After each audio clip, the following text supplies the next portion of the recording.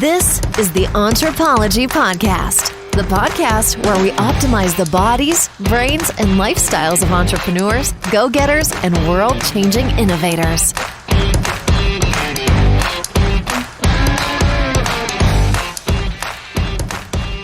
Welcome to the Entrepology Podcast. I'm your host, Dr. Megan Walker. As a naturopathic doctor and anthropologist, I optimize the health and performance of badass women working to change the world as entrepreneurs and go-getters.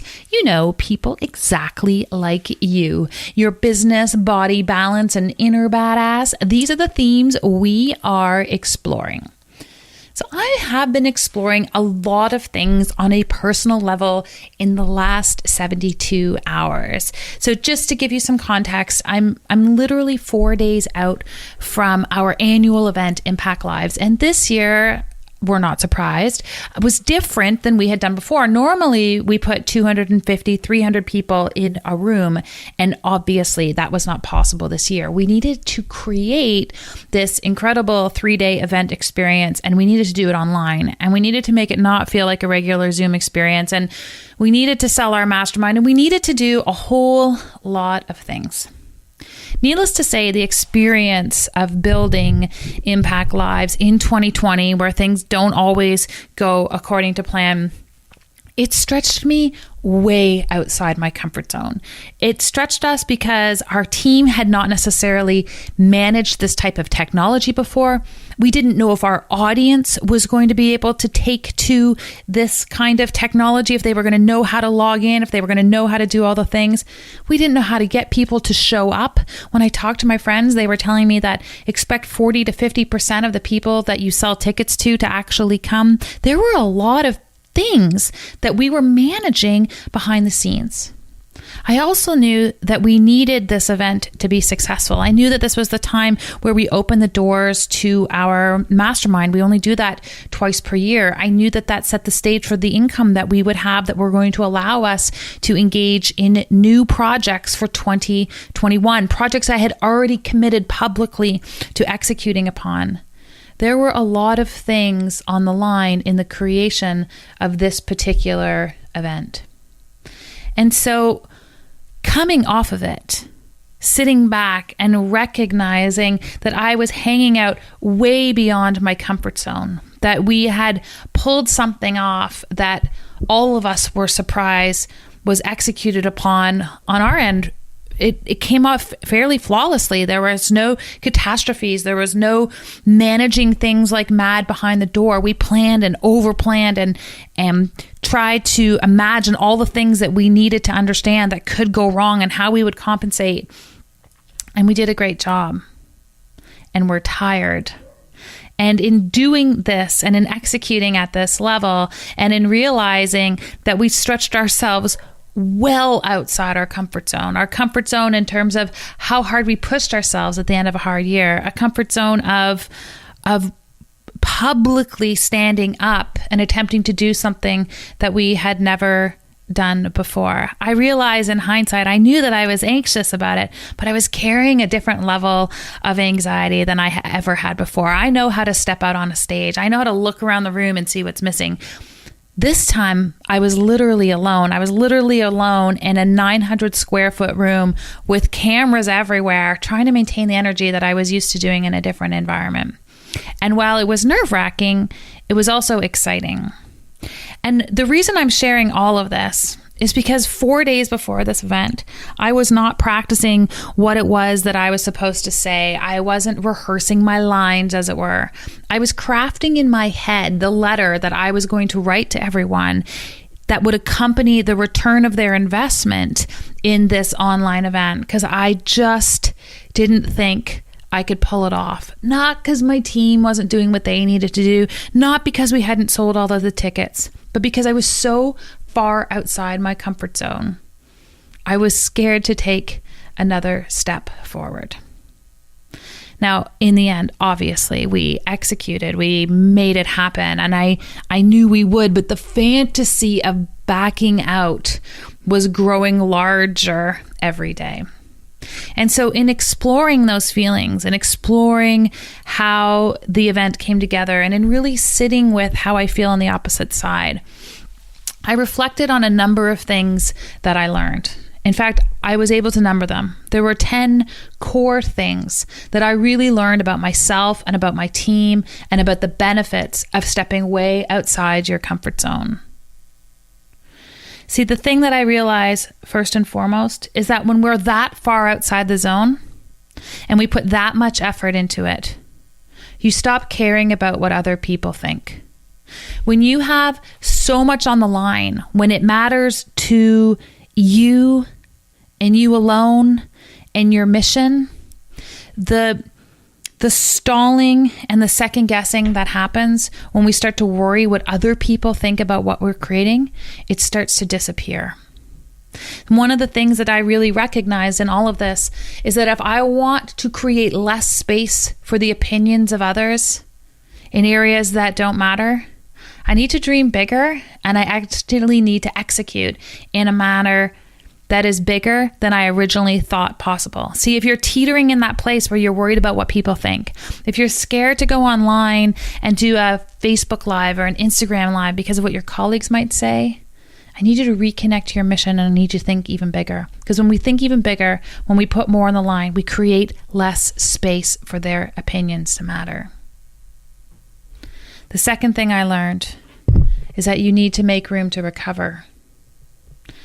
We need to worship the balance between execution and recovery. I talked about this all the time as a naturopathic doctor, and I've really mindfully removed any engagements in my calendar this week so I could take the time to not just recover physically, to not just sleep in, to not just create that mental space, but to also do something as part of my recovery that I actually hadn't carved out space for before, which was to sit back and actually just appreciate the accomplishment on the table. Sometimes, especially I find with entrepreneurs, we execute and we do something and we are on to the next thing. And there's been something really magical about taking the time to sit in the accomplishment of this event, to revel in the execution of an amazing team, and to read the commentary and feedback from the people who participated. One of the things I learned, and I would really encourage you to include in your recovery process, is some time to acknowledge the work that went into the fatigue in the first place. Sometimes we push and push and push. We push for our families. We push because we have to. But we need to step back and honor that contribution as well. The third thing I realized coming out of this event and through this event is that you need to manifest like a mofo. Now, what do I mean by this? I remember when the movie The Secret came out and everyone was talking about this idea of manifesting and getting clear and the universe would provide. And I had a real resistance to that. And I've spoken about this on the podcast before. I had this resistance to it because I was like, darn it, like you've got to work hard too. You can't just sit back and the universe will provide it. And I heard so many people after that movie who are like, oh, I'm just going to trust the universe on this one. But they had no plan around execution. Similarly, I spent a great deal of my life and time and career pushing through and working hard, but never taking the time for the manifestation. You see, I think the two pieces, well, I know the two pieces have to work in concert. We had a number we wanted to hit for this event. I was explicit in this number. A friend asked me what it was. I told her what it was. And then I wavered a little bit. I went up a little bit, down a little bit. She looked at me. She's like, what is the darn number, Megan? Just pick the number. And I told her what it was. And as we came out of our event, we were 2 over that number. And in the 48 hours since, we had 2 people who pulled out of our program. We landed exactly on the very random, and it was random, number of people that I had manifested to come into our program to lead us through the next year. So the thing about manifestation that I realized is not only do you have to do it and combine it with hard work, please don't do hard work without setting the intention of what you want, but boy, do you need to be specific. Not specific around, oh, what do I think I can pull out? But like, if we really dream big, what does that number look like? And we need to hold space for that manifestation so that all of your hard work knows where to flow. The fourth thing I learned is that you need to control your state. See, it's easy when you're going to push yourself outside your comfort zone to slip into a state of anxiety or panic or doubt. Every year I have a playlist. Every year I have a song. Usually I fall back on some sort of musical because I just find they're so great at creating human connection.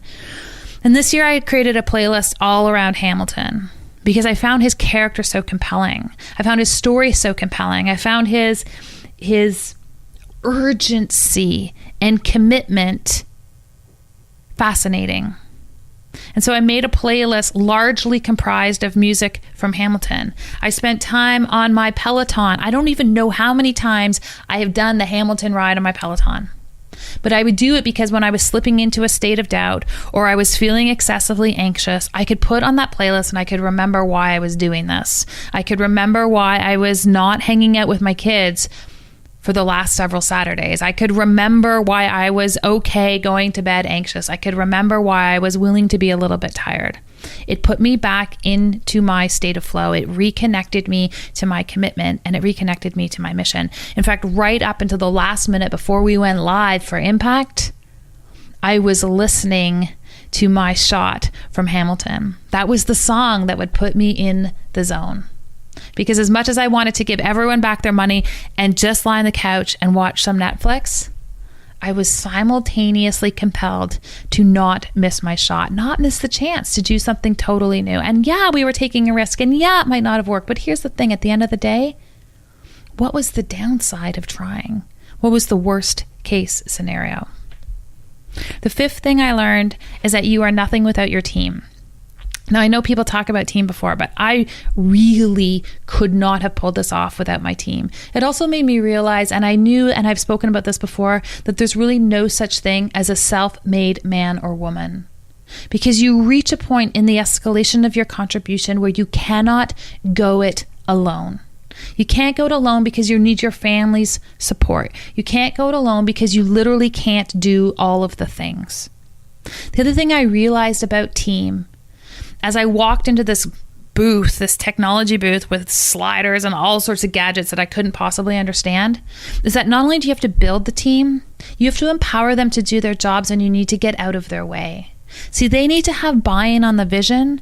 They need to be able to lean on you as a leader, but they don't need you to micromanage their work. I think one of the things that enabled us to be successful in this execution is everyone knew what their job was and no one got in anyone else's way. We functioned truly as a team and as a team that could trust one another. And as a leader, it reinforced for me that as we take things to the next level, one of the areas I can never slip back into is micromanaging the work of my team. Be clear in the outcome you want them to achieve and give them the opportunity to be successful in that endeavor. The sixth thing I was reminded of, because I knew this already, I didn't learn it, is you have to take care of your health. You have to keep yourself strong. You have to keep yourself in a state where you might not get to eat in your ideal way. You might not get to exercise in your ideal way on the day of the event, but you can't let it slide before. See, the body is robust and the body is resilient, and the body, frankly, is meant to go through periods of episodic stress. We can do that, but we can do that especially well if we care for our body before and we care for our body afterwards. It's part of the recovery process. The seventh thing I learned is that you need to focus on the possibility. This is different than the manifestation. This is about focusing on all of the good that can come out of the stress, all of the good that can come out of the challenge. Multiple times in the process, I found myself attempting to manage my anxiety by having a conversation that historically had worked well for me, which is, what's the worst that could happen? What's the worst case scenario? Often if I confronted the worst case scenario, I could know how to walk in to the situation. And while there's a power in acknowledging the worst case scenario to take yourself out of an acute state of anxiety, the problem with focusing on the worst case scenario is we don't in an exclusion, is that we don't leave room to focus and strive for the possibility. And the possibility is where the manifestation hangs out. The possibility is where you get to do the reach. Because if all you do is focus on the worst case scenario, that's exactly what you will create. So we can acknowledge the worst case scenario en route to the possibility. And so as I would catch myself focusing on, oh, here's the worst that could happen, I had to stop myself and remind that where I was aiming was not for the worst case scenario. Where I was aiming for was exactly what I was trying to manifest. And it took a conscious endeavor to pull myself out of that state of mind. And it's a reminder moving forward that we need to focus on the possibility. We need to focus on the good. We need to focus on our strengths, not sit there and micromanage our weaknesses, not fixate on our weaknesses, but reinforce our strengths. The eighth thing I realized is that there's a power to getting curious about your feelings. I've referenced this multiple times that I was feeling anxious walking into this event. That would be an understatement. But I also took the opportunity to get curious about how I was feeling. About 3 weeks before we had this event, we had a guest come in and speak to our code group, and her name was Dr. Joan Rosenberg. And her book is called 90 Seconds to the Life You Love. And what Dr. Rosenberg spoke about, she's a clinical psychologist, is that we engage in all sorts of behavior to avoid uncomfortable feelings. And she was like, what she finds so fascinating as a psychologist is most of the time, those feelings are fleeting. Most of the time, those feelings will manifest and they hang out for about 90 seconds and then the body starts to dissipate those feelings. And if we actually reflect on what I even just said, she talks about the fact that feelings are actually just a physiological state. It's no different than pushing really hard on your Peloton. And it's not about creating a cognitive dissonance from feelings. It's about just sitting in them and being curious about the discomfort. I remember doing that when I was in labor, my 10-pound children. I was like, okay, this time I'm just going to actually get curious about the feeling, recognizing that I'm not in danger, recognizing I'm not standing in fire, recognizing that this is what my body was supposed to do. I got really curious about those feelings. And it was a fascinating three-dimensional examination of, in that case, physical pain. And in this case, total anxiety. In some cases, like full-blown panic. But what I found was that as I got curious and I was willing to allow myself to sit in those feelings, to sit in a state of sadness, to sit in a state of anxiety, not only did I start to feel it dissipate, but I got really curious about what it meant. See, we do this thing where we're like, all I want is for my kids to be happy. All I want is for my kids to never feel depressed. All I want is for my kids to never feel anxious. In fact, we have an entire pharmacopoeia of options that we can provide to people so that we avoid having those feelings. It was really interesting because I asked Dr. Rosenberg, what does she want her kids to feel? If it's not happiness, where does she want them to go? And she's like, oh, that's so simple. I just want for myself or for my kids or for my patients, I just want them to experience inner peace. And the fastest way towards inner peace is to get curious about your feelings and to understand where they're coming from. So you can confront the root cause, not the management of the feeling itself. I found this so fascinating, coupled with the conversation with her and having the opportunity to feel feelings in an extreme way. It allowed me to tap in and really start to understand and articulate and connect with the origin of some of these pieces, and it's going to form a powerful part of how I walk into 2021. The ninth thing I realized is that you should copy other people's excellence. That does not mean copying other people's work. That does not mean plagiarizing what they are doing. Copying other people's excellence means sitting back over the course of 2020 and watching other people execute on incredible events. Watching what worked. Watching what didn't. And leveraging their work as a pioneer. Their work as someone who took the risk in front of me. Their work as someone who laid the foundation and the footprints to build on it. I've called numerous people in the last few days to thank them for conversations we had this year because they tried some of these things earlier than we did. And we benefited from that. We benefited from them saying this worked and this didn't. Try this, don't do that. See, that's part of being a leader. They didn't keep the secrets to themselves. They didn't take the learnings and then hope no one else figured it out so they could do better next time. They took the learnings and they handed them off so that we all can engage in a new level of excellence. So just as I was able to benefit by copying other people's excellence, I'm happy to share the things that we were able to execute upon so it helps you in your journey and your success. Copy other people's excellence. Don't reinvent the wheel. Honor the journey that they took and thank them for it. And the 10th thing that was reconfirmed for me in the execution of Impact Lives is that you can't wait for confidence. Confidence is not something we're given. It's on email to. You can't buy it. There's no Black Friday sale. Confidence is the product of taking courage. We circled around this all weekend long as a primary theme. But one of the things that emerged, one of the things I've had the pleasure of sitting with over the last few days is a different level of confidence in executing in this medium, a different level of confidence in my audience, of believing that if we want to try something new, that they're actually going to stand with us and allow us to make that experiment. And believe me, we've got some experiments we're going to attempt in 2021. Don't wait for confidence. Don't wait for the right time. Courage is the currency that will enable you to drive forward. Courage is the currency that will purchase the confidence for you. And it's the only currency that confidence will be released to. There is a lot of possibility in 2021. There are also a lot of elements of 2020 that are not going to change immediately. More than ever before, I truly believe that this was the year of vision. This was exactly the year it was supposed to be. It forced us to confront our limiting beliefs. It forced all of us to realize what we are made of. It forced all of us to get outside the box and to be innovative and be creative and to be all in it together. All of the lessons that actually help build a visionary future, that help build visionary leaders. I believe it's a limiting belief to think that it's always supposed to be easy. And if anyone was hoping for an easy 2020, that was rapidly dashed at the beginning of the year.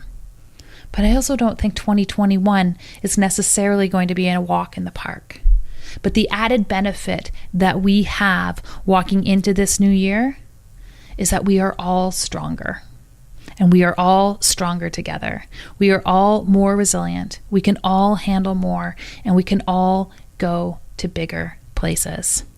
As the year starts to pull together, as we have this opportunity to reflect, I'm really curious about how it has treated you. I'm really curious about the lessons that you have learned, about the new story you are going to get to write, about the story you're going to tell your children, about what it meant to live through this time. I'm really curious to hear about all of these things, and I'd love for us to gather and share and continue this conversation over in the Entrepology Collective on Facebook. This is our free Facebook group for our community. And as we walk into the next few episodes, as we approach our 200th episode, I'm excited to start to walk and talk this next stage of the journey with all of you. I wish you guys an amazing week. I am Dr. Megan Walker. I will be back here next Tuesday, hopefully slightly more rested and recovered. Go have an amazing week.